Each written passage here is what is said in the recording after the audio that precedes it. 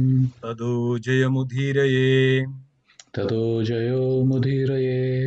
nashtaprayeshu abhadreshu Nashtaprayeshu apatreshu nityam bhagavata sevaya Nityam Bhagavata Sevaya bhagavati uttama sloke Bhagavati Uttama Sloke bhaktir bhavati naishtigim. Bhakti Bhavati Naishtikim. Hare Krishna, we are reading from Srimad Bhagavad Gita, chapter 2, uh, verse number 64. Please repeat after me.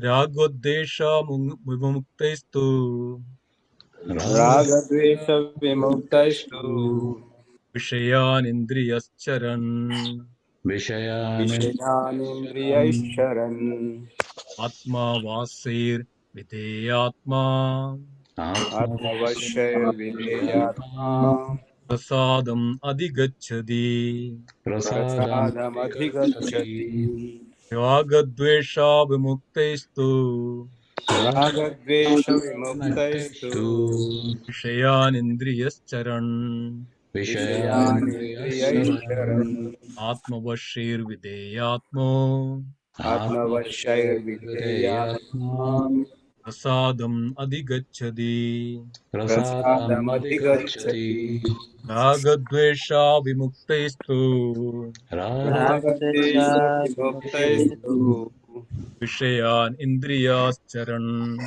Vishayaniन्द्riyascharan विषयानिन्द्रियैश्चरन् Atmavashir Videyatma Atmavashayarvidyatma आत्मवश्यैर्विधेयात्मा Prasadam Adhigachadi. Prasadam प्रसादमधिगच्छति Somebody would like to recite? One Mataji and one Prabhuji, please, at least. राग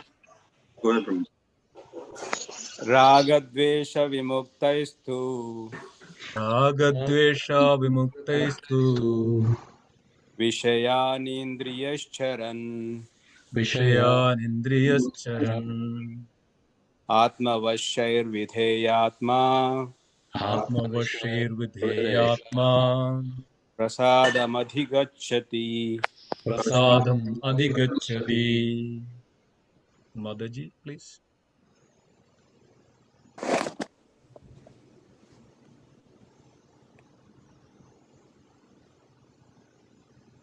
But is there? रागद्वेषा विमुक्तेस्तु Ragadvesha Vimuktestu विषयानिन्द्रियाश्चरन् Vishayan Indriyascharan आत्मावश्यर्विधेयात्मा Atmavashir Videyatma आत्मवश्यैर्विधेयात्मा प्रसादम् अधिगच्छति Prasadam Adhigachadi. प्रसादमधिगच्छति So we'll go word by word meaning, synonyms.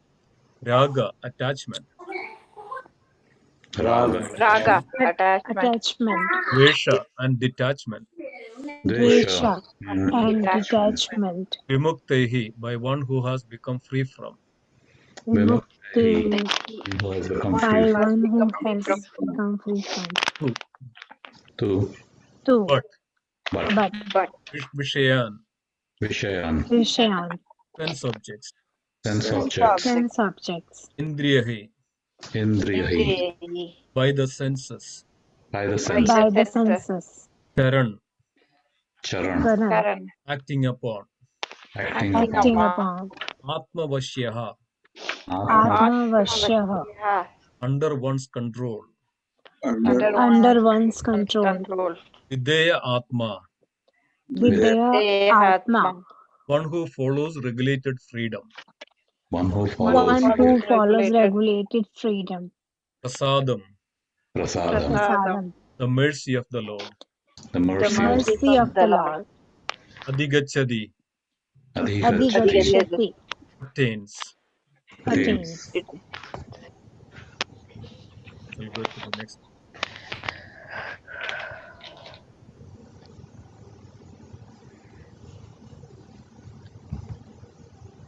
For translation and purport by His Divine Grace, Sri Bhaktivedanta Swami Srila Prabhupada, Srila Prabhupada ki. Jai. Translation. But a person free from all attachment and aversion and able to control his senses through regulative principles of freedom can obtain the complete mercy of the Lord. So we'll go the purport. Srila Prabhupada ki jai. Purport. It is already explained that one may externally control the senses by some artificial process. But unless the senses are engaged in the transcendental service of the Lord, there is every chance of a fall. Although the person in full Krishna consciousness may apparently be on the sensual plane. Because of his being Krishna conscious, he has no attachment to sensual activities. The Krishna conscious person is concerned only with the satisfaction of Krishna and nothing else. Therefore, he is transcendental to all attachment and detachment. If Krishna wants, the devotee can do anything which is ordinarily undesirable. And if Krishna does not want, he shall not do that, which he would have ordinarily done for his own satisfaction. Therefore, to act or not to act is within his control because he acts only under the direction of Krishna. So this consciousness is the causeless mercy of the Lord, which the devotee can achieve in spite of his being attached to the sensual platform. Om Nagyanatimirandasya Jnananjana Chakshurunmilidam Yena Tasmai Sri Gurave Namaha Vancha Kalpadarubhasya Kripa Sindhubhya Evacha Padidanam Pavanebhyo Vaishnavebhyo Namo Namaha Sarva Vaishnav Vrinda Ki Jai Dhira Srimad Bhagavad Gita Ki Jai Srila Prabhupada Ki Jai. Hare Krishna. Thank you, dear devotees, for joining today. So we were going through the second chapter, the Gita, contents of the Gita summarized, and we are pretty much, closer to finishing this chapter. This is the last section of the chapter, and starting actually from the 55th verse, that Arjuna is asking the question to Lord, Supreme Lord Bhagavan, Sri Krishna, how a person can transcendently situate that how can a person come to the pure Krishna conscious or pure devotional state, or is called Sthita Pragya, or is known as transcendently situated. So then Krishna is giving a wonderful answer, how one who is free from his desires, one who is free from his sensual activities, always engaged and determined, free from all lethargy or free from all the dualities, and situate and control his mind and determined, and in always in pure mode of goodness or Shuddha Sattva, pure Krishna consciousness, he can be transcendently situated. Then further Krishna explains that who is actually controlling his senses, who is controlling his mind, who is the steady intelligence, who is actually controlling his intelligence. So then we came to the verse Krishna is telling to Arjuna, the 62nd and 63rd verse. Krishna is telling to Arjuna that, Krishna is further explaining about the senses, mind, and intelligence in this section, in this portion of last portion of this chapter. So here Krishna is saying that that's what Srila Madhuvadi Prabhu was, explaining this on Friday in the two verses, 62nd and 63rd verse. It is the verses are like this: Dhayado Vishayan Pumsa. That means while contemplating the object of senses, Sangas Teshubhajayade, a person develop attachment. Then Sangas Sangayade Kama, from the attachment, lust arises. Kama Krodabhijayade, that means from the lust, anger arises. And from Krodha Bhavadi Samoha, that means from the anger, illusion arises or delusion.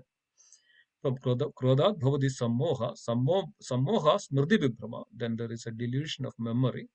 Smriti Vibhrama Buddhinasha, then there is a delusion of memory, intelligence is lost, Buddhinasha. Then Buddhinasha Pranakshyati, that means then he is completely lost himself and then fall into the material pool of this universe. So then this is the continuation of that verse. Krishna says, but person free from all attachment. So we know that where Krishna started, the attachment. While contemplating the object of senses, a person develop attachment. So definitely the senses are playing a big role here. So that's why it's very, very important the curb the sensual activities, the urges of the senses. So there were many devotees who were very nicely, wonderfully explained the, how the senses are working and how it is affecting, and various examples given, and what, how these senses can be controlled, who is the control of ultimate control of the senses, and all these devotees were already covered. So I'm not going to that. So here Krishna further says that the 64 words, but a person free from all attachment and aversion from the detachment and able to control his senses through regulative principles of freedom can obtain the complete mercy of the Lord. So our today's focus is actually how we can control our senses and how we can attain the complete mercy of the Lord. So then we can go further into this details. So here we saw that Arjuna's questions and various examples, and then this we can see that how we can completely obtain the mercy of the Lord and by controlling our senses. Then let's see that basically in the scripture, due to the time constraint, I'm actually getting into the point. So today's topic is that how we can control the senses. So in order to control our senses, mind, and intelligence, and then there is a process. Now scriptures, especially the nectar of instruction and nectar of devotion, and this came from the nectar of devotion.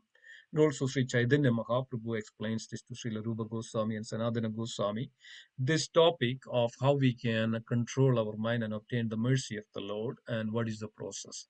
So this in the scripture, and many acharyas explain this as known as Sambandha, Abhidheya, and Prayojana. So Sambandha means we need to understand that there is an eternal relationship. We are not independent in this material world. We are completely dependent upon the Supreme Lord. We are in outwards, we may see that, oh, I am alone, or I'm doing my own things, but no, that's not the right, understanding. So, but we all are eternally, we all have eternal relationship with our Supreme Father or the Supreme Lord.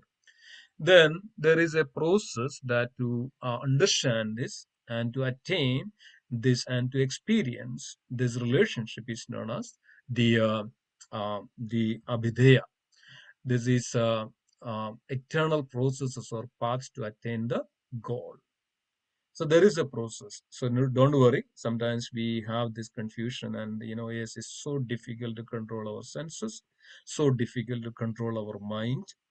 As Arjuna is saying that I can control the wind, but I cannot control the mind. Or Arjuna, if I am not able to control the mind, I cannot control my senses. It's going all directions. But do not worry. There is a process to attain that. To everything under the control of our intelligence and the mind. Everything can be controlled. There is a process for that. That process is known as abhideya. Then there is a prayojana. Prayojana means the ultimate benefit or goal or the results. So let's go to the details. So we all know that senses, right? So let's start from there. So most of the time, our senses are too much engaged or revolve around the pleasure or the happiness which we can get. It's always, everybody is actually looking for it. Every person, every living entity in this world is actually looking for a pleasure or a happiness. And this is the eternal nature. Of course, this is not separate. Because of Krishna has it, and we are the part and parcel of Krishna, we also have it. This is also eternal nature, that to have the happiness or the bliss or the pleasure. But it is the ultimate or the eternal form of this happiness is known as bliss.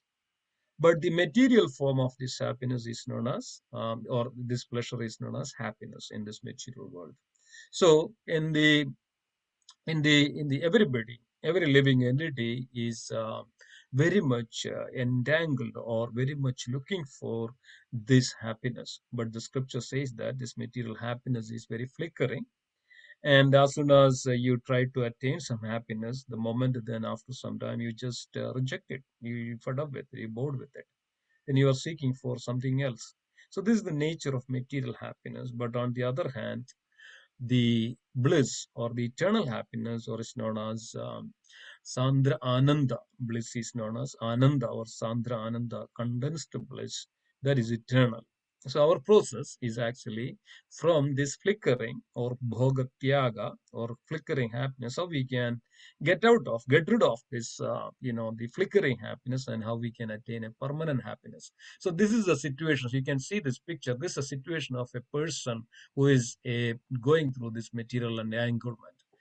Millions of nerves and the brain neurons which goes here and there, and the person is completely immersed into this material world, and he completely taken up to his mind and using his senses and trying to become happy, and there is distress, there is lust arises from the senses, kama, the krodha arises from the lust, and then greed arises from the lust, and then delusion and illusion all arises from this when we engage our sensual activities. And then what happens, we completely completely covered by and completely lost in one sense. Then we come down into the pool of this gross, this material body and senses are considered as the gross. And whenever we utilize our senses for the bodily pleasure or the happiness, we come to the very mode of the ignorance. That's what is very mode of ignorance, or we come to the tamoguna, we develop and acquire this tamoguna. Tamoguna leads to the hellish planets, or tamoguna leads to the getting apart from the human species and get into the all the other species of life. So the senses, we all know that how much we are utilizing our senses in order to just to get some flickering happiness. And from that senses, we develop all the other side effects of, as I mentioned, that these anarthas we develop in our heart, in our mind. So then let us see, further we can see the human mind. Then we come to the platform of human mind, right? So it's kind of, sometimes we say that it's bursting out because of so much of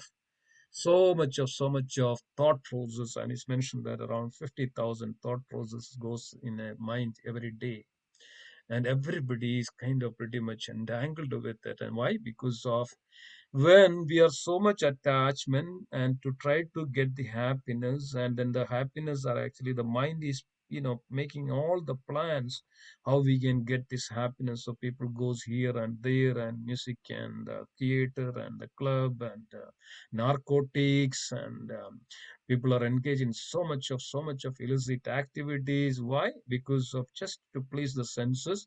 And who provides all this instruction? The mind. So mind is making out the plan. It's a network of plans.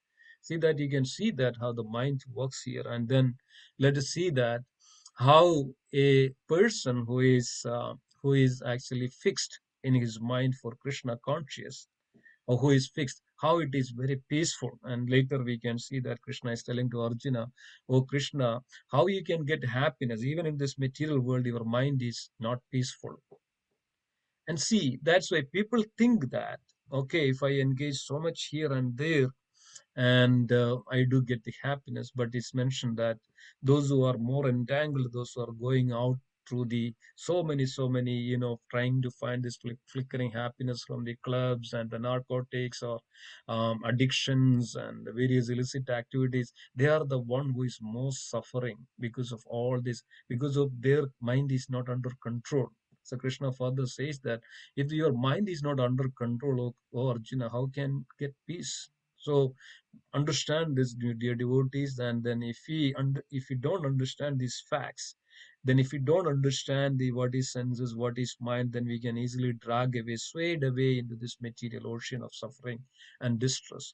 But other than that, a person fixes his mind on the supreme lord, is gradually cooled down, its soothing effect. It's Chaitanya Mahaprabhu says that Shreya Kairava Chandriga Vidaranam Vidyavatu Jivanam. Shreya Kairava Chandriga Vidaranam means it's like a soothing, cooling effect. So the moment you understand the Supreme and fix in our consciousness about that Supreme, then the mind can come under control, and it can become very peaceful. Then it further goes, and we can see that when you see the devotees worship, they will be very blissful. They don't engage or entangle in this material, and they're never affected by this. So like a lotus, when it's come out from this dirt, it doesn't affect by the dirty water. It's always clean and pure. So like that, we know that when a hamsa, or we call it as pure devotees as paramahamsa, there is a quality. Hamsa has a quality. Even if you mix a milk with water, when the hamsa drinks this, water mixed with, milk mixed with water, the hamsa knows that how the water can be relieved, water can be removed from this milk, so that the hamsa drinks only the milk. So, likes that, the devotee should come to that state of that, even if something comes up to, then like a hamsa, that we should know that how we can easily take only that the portion which is conducive, helpful for Krishna consciousness. So here we can see that the devotees, those who are very much into Krishna consciousness, they're so joyful, so happy, and not the material happiness. This is they are, because of they are relieved, they are relishing the bliss, the eternal happiness, or the ananda. So here we can see that, just I would give one example of it. The Villamangala Thakura. Villamangala Thakura, we all know that, or it's known as also Surdas. Many of you know that, very famous in the poetry. And if you look at the Villamangala Thakura was very much initially addicted for the sensual activities. Villamangala Thakura was initially a great poet, and he was writing so much of wonderful, wonderful poem. And then he was always looking for a happy, of course, I mean, we can see that many of this who are not under control, the mind is not under control, the senses are not under control, easily can sway away. Even if the scholarly or the intelligent, or they all can get into this problems of this mind and senses. So Villamangalam Thakur was also very much attached to the sensual pleasure. And Villamangalam Thakur going to a courtesan, is a devadasi, a prostitute, and all the time going there. And Villamangalam Thakur was taking such a difficulty. One night, when Villamangalam Thakur's father was on the deathbed and almost dead, and came to know that even that his father is died on the night, and Villamangalam Thakur couldn't control himself, and he came on very heavy rain, very rainy day, very rainy night. Villamangalam Thakur came out to go to a prostitute house called Chindamani. And then Villamangalam Thakur came, and it was pouring and heavy rain, and didn't care about that. It came to a river bank, and saw that there is a flood, and he saw that there is a like wood like it is there in the river. Immediately, Villamangalam Thakur caught hold of it. Was essentially known as Mangal. His name was Mangal. And Mangal actually caught hold of this wooden-like thing, and he used to cross this across the river. And Chindamani's house was across the river, and it was heavily raining. And then Villamangalam Thakur came on the house, but because of the rain, the door was locked. But somehow Villamangalam Thakur had to get to the room of the Chindamani, and the main door was not opened. Villamangalam Thakur saw that there is some rope actually coming down from the upstairs and on the walls outside, and Villamangalam Thakur caught hold of, and then climbed up to the second floor, and then got into the Chindamani's room, and then got there. And then Will Chindamani asked, how did you come into this? How did you get into? I said, I was, there was a rope down, and, I just, caught hold of and climbed up. And Chindamani looked at back. It was a huge snake. And then huge snake was just, just because of this pressure, fall down, and then, slowly moved away. And Chindamani could see that. Then asked, how did you come to it was raining and the river was flooded. How did you come? And then he said that, I saw a small kind of wooden thing, and I came out. And Chindamani could easily understood that it was a dead body. And Villamangalam Thakur caught hold of the dead body, and then came to the, other side of the river. And then Chintamani also could understand that, Villamangalam Thakur's father was died on this day, and this heavy rain, and through this heavy rain, Villamangalam Thakur came to and meet me, and but Villamangalam Thakur in this kind of thinking that, how I can go and meet Chintamani, and was not caring anything about in this, anything about on his, his father, or anything about, didn't even realize that he was actually, holding a dead body, or he was, holding a snake. This is the condition of a human being. When our mind and our senses, our mind, our intelligence is completely controlled by our senses, or overtaken by the senses, then there won't be nothing that we can think. Everything is just completely the sensual pleasure, or the happiness, or the intention, that intensities, the intention and that tendencies completely covers the mind and intelligence, and even it cannot think properly. So this was the case. So then what happened? Chintamani just was amazed and wondered, and kind of become very much stunned by the mood, by the how the Villamangalam was actually completely immersed to for the sensual activities. And then Chintamani just mentioned that if you utilize the 1/4 of this effort which you did to come and meet me, if you utilize that 1/4 of for the service of Krishna, for the remembrance of Krishna, you would have completely liberated. And Chintamani was saying that even 1/4 of the efforts you took to come to meet me, you would have easily gained the Krishna, and that you can completely liberate from all this, and you can completely become the bliss and happiness. This became very much, Villamangalam Thakur became very much astonished and stunned, and by these words, and he was come to his mood, come to his original consciousness at a minute, and thought that, oh my God, what did I do? My father was on the deathbed. Father was already died, and he has to be cremated. That didn't happen, and without, I neglected my father's funeral, processes, and I came to meet this Chindamani, and I was crossing over this river using a dead body. And then what did I do? What kind of a person I am? All on a sudden, his change, his mind is completely come to his original consciousness. So the point is trying to make is actually whenever we put our senses, we are not in our original consciousness. We are completely dragged away from our original consciousness. But we think that because of we cannot that point of time we cannot utilize our mind properly, and intelligence even not even come near to that, but only the senses, how to attain that sensual happiness, everybody in this world in such a mood. So then later, that clicked, that actually transformed the Villamangalam Thakur. Villamangalam Thakur then even started from there, and then he decided that I would end this my sensual life and completely immersed into the sensual activities. Let me stop this one, and let me try to find the let me attain the truth, and let me go to Vrindavan, and then let me try to find, and let me put myself into the Krishna conscious activities. Even though Villamangalam Thakur decided, but this inclination, this sinful proclivity and inclination, he was still there in the Villamangalam Thakur. While on the way, Villamangalam Thakur saw that a beautiful lady came outside to fetch the water, and then she was taking the water on her head. And Villamangalam Thakur saw this beautiful lady, beautiful woman, and Villamangalam Thakur so attracted, even though he decided, but so attracted to this lady. And Villamangalam Thakur was just following and seeing the beauty of this lady, and this lady came to her house.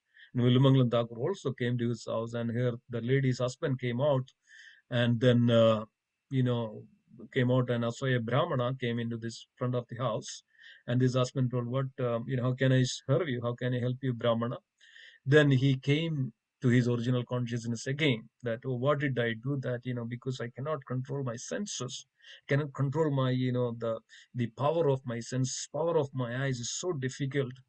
And Brahmana, this Vilamangala Thakur said that, oh husband, please, can you give me a pin, please? Can I get a pin, please?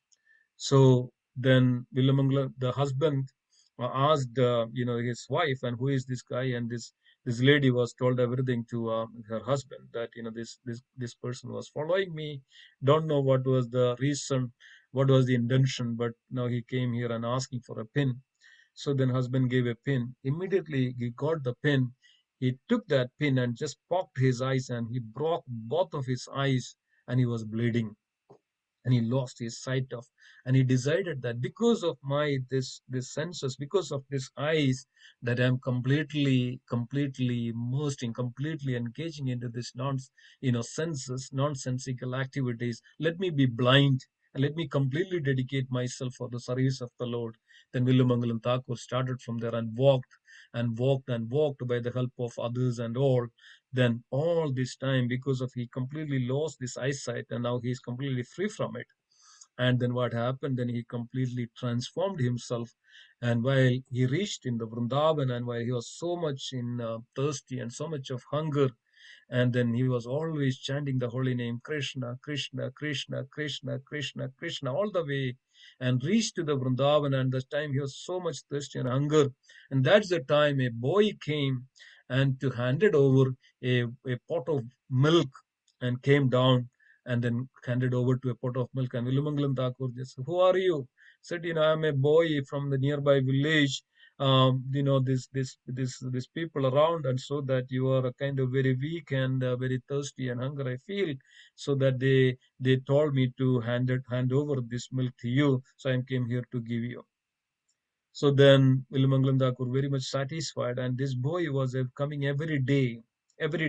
But as soon as this boy comes to Vilumangalam Thakur, and then the presence of this boy, and Vilumangalam Thakur is getting so much of joy, so much of bliss inside. And one day, this Vilumangalam Thakur caught hold of this boy, and Vilumangalam Thakur completely understood that this is none other than the Supreme Lord Sri Krishna. And then Villamangalam Thakur is completely in bewilderment, completely. And then Villamangalam Thakur started to write so much of wonderful poems about glories of Krishna. Even though Villamangalam Thakur was not able to see, but he could see that Krishna's beautiful form in his heart. He could see, and Villamangalam Thakur, there are so many wonderful poems compiled Villamangalam Thakur about the Supreme Lord Sri Krishna. Beautiful. This one is mentioned that, Kasturi, Krishna's beautiful form is mentioned like this: Kasturi Tilagam, Lalada Bhalagai, Vatshastale Kaustubham, Nasagre Navamauktigam, Karadale Venum, Kare Kanganam, Sarvange Harichandanam, Sagalayan Kandasya Muktavali. Gobastri Pariveshtido Vijayado Gopala Chudamani. Likes that, beautiful. Like there is Vidlamangalam Thakur's beautiful poems out there. It's amazing poems, and it is all come out. And then later also, Sindhamani also came to the Vrindavan, and then both are actually kind of serving the Supreme Lord. And Krishna made all the plan. Krishna made all the arrangement for this Villamangalam Thakur that to survive, and then both attained the Supreme Personality of Godhead. So I was just giving this example to understand that how much the senses will drag away from Krishna, and the moment we shut down these all sensual activities and focus and determined, and I won't say that shut down, but in the sense that to utilize for the service of Krishna, then how much it can help, how much we can attain that the bliss and the Krishna consciousness. So here we can see that we come to the point of sambandha, an eternal relationship. See that a tree. So tree has branches, and it has leaves, and it has roots and everything. So we are all considered as these branches. As long as we connected to this, Supreme Lord, we are saved. We are always evergreen. We always have a green. We always get the flourishness. We always get that all nourishments in the spiritual nourishments we get, as long as we connect to that the branches of a tree. And because of from the root, the leaves get all the nutritions, all the water, all the food. It gets through the roots of and through the branches of the tree. and the roots collects everything. So we should be always connect to that. The tree, that's our eternal relationship. We should relate to that, our supreme.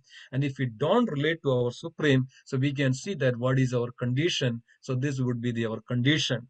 We would dry up. We would be completely entangled in this world. Even though we may connect to the root, but we would be completely dried up. We would dragged away from our original consciousness, and we will be entangled in this material pool of suffering, life after life after life after life. So then we can see that further, that what are the abhideya. So what is the processes we can utilize, always to be evergreen, always to be flourished. So look at that, process is actually that when we water the tree, when we water the root of the tree, then we would be always evergreen and always be fresh, and we would be always connected to the supreme. Otherwise, if we don't have a process, then what would happen? We would be actually dried up like a leaf, and we won't be able to understand this. So we can see that there are 5 covering of the soul. The 5 covering of the soul is body, senses, that's the gross body, then mind, intelligence, and false ego. So this is the soul is actually covered with these 5 factors, 5 things: body, senses, mind, intelligence, and false ego. That's the gross body and subtle body. The soul is covered by this gross body and the subtle body that we can see here. Then we can see that further, then the hierarchy of this. So we have on the top, we have the super soul. So like that is mentioned, that that's the root of that, the super soul. Then we have soul, that's the tree, that's the life of that tree. Then this is actually both are spiritual, right? These are eternal, these are always exist. It doesn't die, it doesn't. So a person originally, he is in his original consciousness, or he is in original state, that a one person is come to this state or the spiritual state.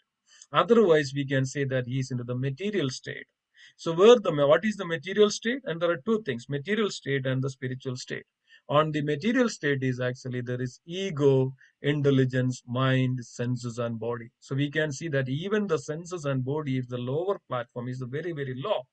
And then the intelligence and mind and the ego is in the little more higher platform. That, so only way we can control, or we can come out of this from this material platform to the spiritual platform, is understanding this fact. That means soul is completely covered by this gross and the subtle body. Now we can see here further, see that understanding the mind is there. Mind actually utilizes, the mind is considered as the reins of the chariot, and the intelligence is the driver, and then the soul is actually the directing, and soul is there in a separate, as we can see that it's separate from the this material, gross and the subtle. So there are 5 senses. We have eyes, ears, nose, tongue, skin. We all know that how much time we utilize this is for this material happiness and the pleasure. So the body is considered as a chariot, and there is a soul. He is there, he is actually watching, he is looking and what we are doing. So this driver is the intelligence, is actually directing the mind and the senses in different directions, as we can see here. Then we can see that further, then the processes. So now we have this our senses, our gross body, senses, and the mind and the intelligence.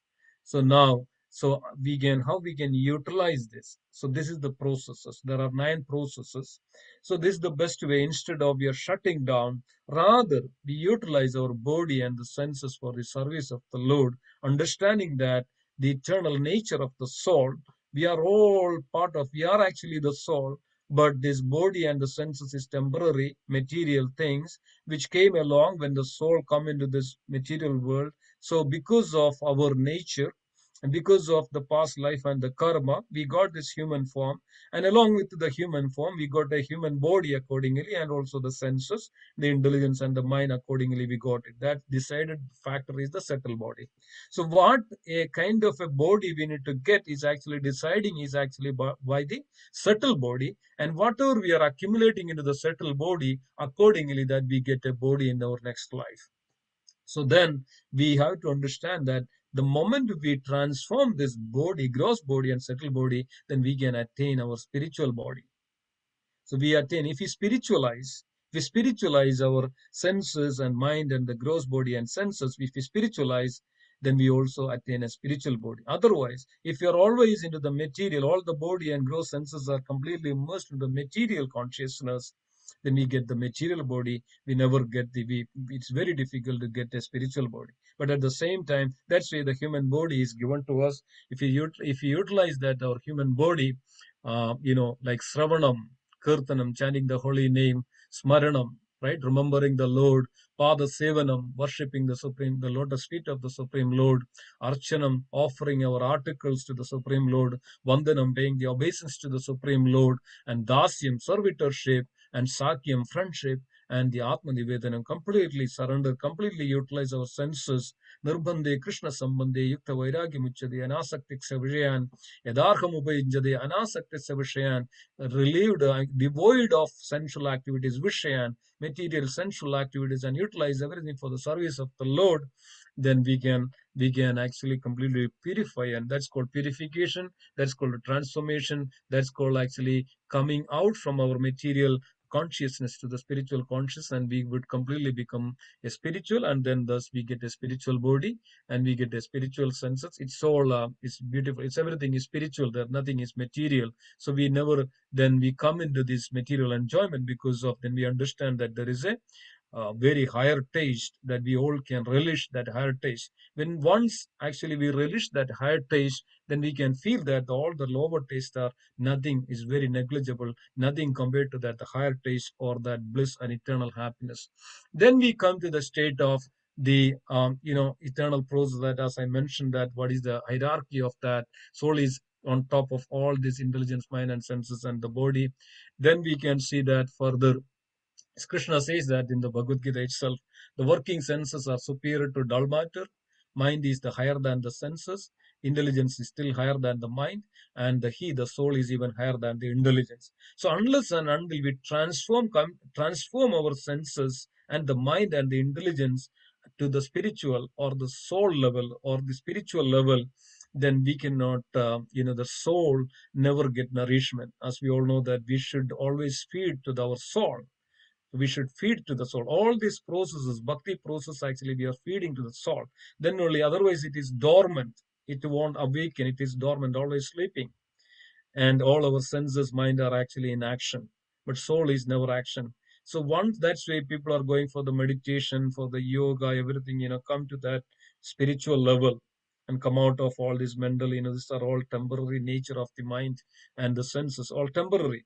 But when we go and completely devoid of all and control our senses and the mind and come to that process of bhakti, then we can come out of it and we develop a higher taste. We come and reach our consciousness to the spiritual level, and when we come and come to that spiritual level, then it is a completely different world. It's a spiritual world, that everything that we can see things clearly, and it has so much of potency. Sometimes people say that you awaken the kundalini, you awaken your sixth sense, you awaken your so many things. These are all related to that. What is related? Why the people are going to the forest and meditating upon that, coming to that spiritual level? They're completely devoid of, completely avoiding all those and coming to that the pure consciousness of the in the spiritual consciousness. That is actually the abhideya process. Then we ultimately come to that the prayojana, the ultimate benefit. That what, when we do this, when we water and put the fertilizer and the water to the tree, and it fructifies. Otherwise it doesn't fructify. So what is that fruit? Is, we can see that here. We can get that the fruit of prayojana. Just fix your mind upon me, the Supreme Personality of Godhead, and engage all your intelligence in me. Thus you will live in me always without doubt. So living with Krishna, we all can live with Krishna. We can be always with Krishna. We can come out of this temporary material body to our original, eternal, spiritual body and spiritual consciousness. That spiritual consciousness, it is full of eternal bliss and happiness. As I mentioned that the example of Sri Villamangalam Thakura mentioned that almost lived long years, not than ordinary. Villamangalam Thakur lived many years, even went beyond the normal lifespan, and then attained Krishna. and completely dedicated. And one time Vilamangala Thakur came to a temple, and every time Vilamangala Thakur, mentioning about that, Lord's beautiful dress today, that's color and color, this color is wonderful, this color is wonderful, and devotees wanted to touch Vilamangala Thakur. So one day, in order to touch Vilamangala Thakur, they are actually undressed Krishna. They just removed all the dress. And then Vilamangalam Thakur, in order to touch, they asked Vilamangalam Thakur, what dress today Krishna is wearing? Vilamangalam Thakur said, why didn't you put any dress for Krishna? See, this is the fact. So they can completely, we all can situate in that wonderful, very, very, very blissful Krishna consciousness. That's our ultimate aim. And that's just wanted to mention about that, the Sambandha, Abhidheya and Prayojana. So we have eternal relationship with the Supreme, and because of our dull, because of engage, we go far away from that original consciousness, our relationship. We think that we have relationship with this material world, and then we completely engage our mind, senses, everything for our sensual, material, temporary, flickering happiness, and we entangle and we suffer and suffer and suffer life after life. But we remember that we have a spiritual body, spiritual consciousness, spiritual life.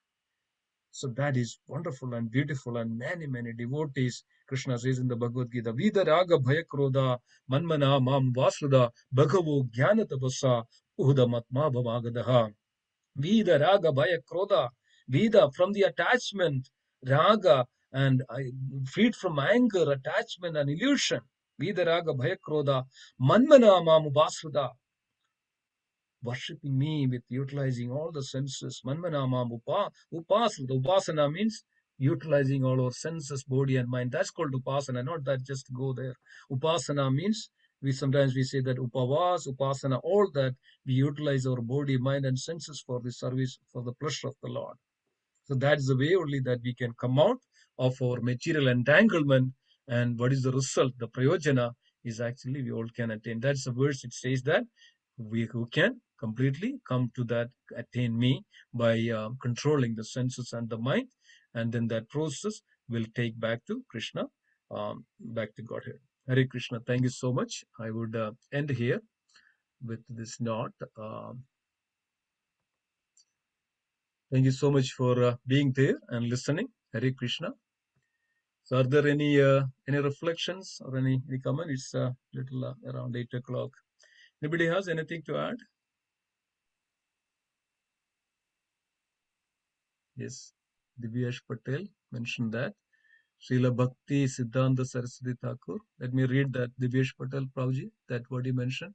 Srila Bhakti Siddhanta Saraswati Thakur used to say that in the morning, our first business should be that beat the mind with the shoes 100 times, and before going to bed, beat the mind 100 times with the broomstick. In this way, mind can be kept under control. Exactly correct. Thank you so much. Yes, in the sense that, sometimes people think that, okay, we should take the shoe and go and beat our mind, take the broomstick, and no, it's not that.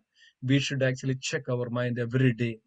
And, we should completely check our mind every day and completely put under the control and for the Krishna consciousness. That way we can completely situate in that, steady transcendental platform. Thank you so much for that realization and comment, Prabhuji. Hare Krishna.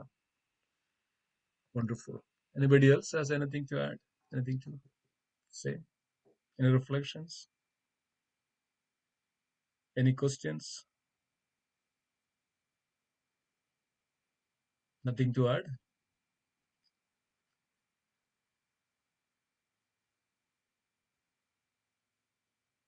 Hare Krishna. Hare Krishna Prabhuji. Hare Krishna Mother. Dandod Pranam. All glory to Srila Prabhupada. Jai. How are you? I am very happy to hear the today's class.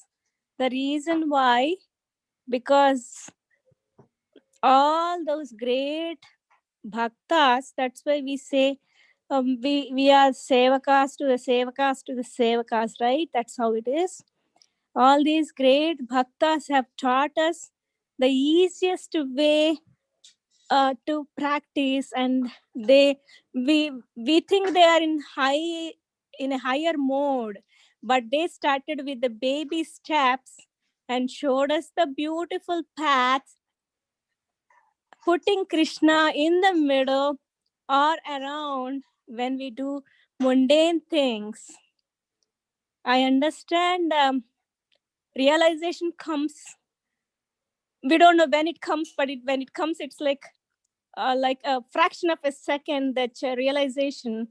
But listening and hearing Shravana Manana helps like person like me to reflect on the great experiences, and listening to you all, Prabhuji's, putting us every second in that mode makes our lives wonderful. Thank you so much. Hare Krishna. Yeah. Thank you so much, Mataji, for that wonderful realization. Thank you so much for listening and appreciating. It's very nice. Thank you so much. Please join every day, and we have this wonderful section. Thank you so much. Yes. Thank you. Anybody else has anything to add? Any questions, comments? Okay. If there is nothing, then let's conclude today's section. Thank you so much for joining. We will, yes, I mean, my apology for we mentioned that we'll start the class on Saturday, but pretty much everybody was very busy. I had to go to another place to do a Homa, and then I didn't get a chance to work on. So definitely we are starting this week, Saturday. Most probably 7 to 8 is a kirtan, so devotees can engage in wonderful kirtan, and 8 to 9 is continuation of our Bhagavad Gita class. We may also try to invite guest speakers so that they can focus on Bhagavad Gita. So we are also thinking that way, and that way we all can get benefit from the senior Vaishnavas, so that we can completely take the advantage of the realizations of these pure devotees. Thank you so much. Anything else? Any other announcements? Yes. I think the Saturday is coming is actually as a Ekadashi, so it's an auspicious day. So probably that is also, we can take that as a opportunity to start the class. Anybody else has anything to add? Any reflections, comments? Any announcements? Class will be in the morning, Prabhu, or AM or PM? 7 to 8, 8 to 9 PM. PM. Saturday morning also will have the Bhagavatam class. So I think we were mentioning about that. We are continuing that. Only Bhagavatam class may be around 9 to 10. I mean, we'll need to confirm, or instead of 8 to 9, maybe it's 9 to 10, maybe more convenience for the devotees. I think Saturday many devotees have Bhakti Rishas and other things. And then we'll start on coming Saturday, and please join every day. At least I hope this helps you in some extent. Yes, Ravi. Okay, wonderful. Very nice to hear. Just a small reminder, about the Bhagavad Gita boxes. So devotees who have sponsored the yagna on the 25th, which was the Achi day. Anybody who have not received the box, please contact me or Srimati Prabhu. The books are out there in the temple, and we can make a delivery. Yes, wonderful, and thank you for reminding that, Roji. And any devotees, many are actually pledged and sponsored Bhagavad Gita, boxes and chapters. So boxes are came, and if anybody like to take from the temple, so please contact Puneet Prabhu. Puneet Prabhuji is very humbly agreed to take that service to distribute this to the devotees. Thank you so much. Thank you for the service, Prabhu. Hare Krishna. Wonderful. Anything else? Anybody else?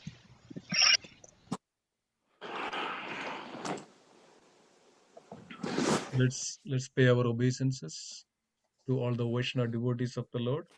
Vancha kalpatarubhascha Kripa sindhubhyevacha Patidanam pavanebhyo Vaishnavebhyo namo namaha.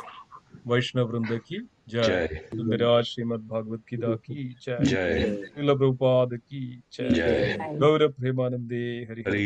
Hari Bol. so much. Thank you, Simhesvara Prabhu. Nice class. Thank you. Thank you, Prabhuji. Thank you, Prabhuji. Thank you. Hari Bol. Hare Hari Krishna. Bol. Hari Bol, Hari Bol. Thank you, Prabhuji. Hari Hare Bol. Krishna. Thank you. Hare Hare Krishna. Krishna. Thank you. Hare Krishna.